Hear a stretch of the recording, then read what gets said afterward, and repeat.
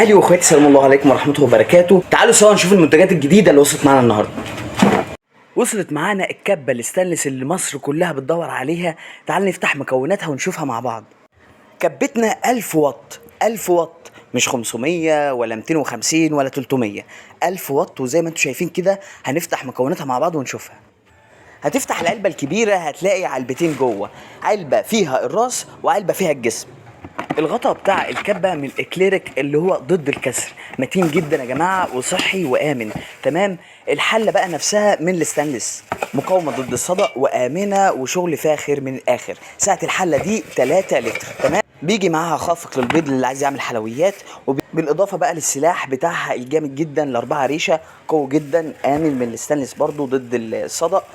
وتعالوا بقى نروح للراس اللي بتيجي بسرعتين، بحيث ان انت لو عايزه تفرمي نص فرمه او عايزه تفرمي فرمه كامله، هي بتيجي بسرعتين، انت هتعرفي تتحكمي فيها وانت شغاله ان شاء الله. متينه جدا جدا يا جماعه، خامتها تحفه. هتبقى معانا ان شاء الله في عروضنا ب 490 جنيه ان شاء الله، ب 490 جنيه الكبه. وجبت لكم من تاني بناء على طلباتكم كماشه الكباسين التحفه الخياليه، ممكن تستخدميها بقى في الستاير، في الملايات، في الهدوم، في الكوتشيات، ليها استخدامات كتير جدا. هنجربها مع بعض.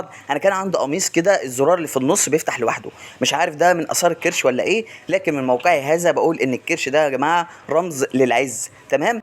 انت كل اللي عليك انك تحطي كبسونه هنا وكبسونه الناحيه الثانيه وبس كده خلاص. زي ما انتم شايفين هنجيب القميص كده اهوت وندوس دوسه عاديه خالص، يعني مش محتاجه قوه ولا حاجه.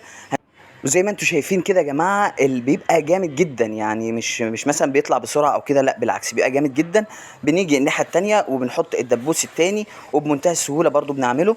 الدبوس بيبقى قوي جدا، او الكليبسه دي بتبقى قويه جدا زي ما انتم شايفين. تعالوا كده نفتحها ونقفلها كذا مره عشان نتاكد من جودتها. بصوا بنفتح ونقفل كذا مره، ما حصلهاش اي حاجه، جامده جدا ماسكه في القماش. الدباسه دي يا جماعه هتكون معانا في عروضنا ب 90 جنيه. دمتم بخير واشوفكم في فيديو قريب ان شاء الله.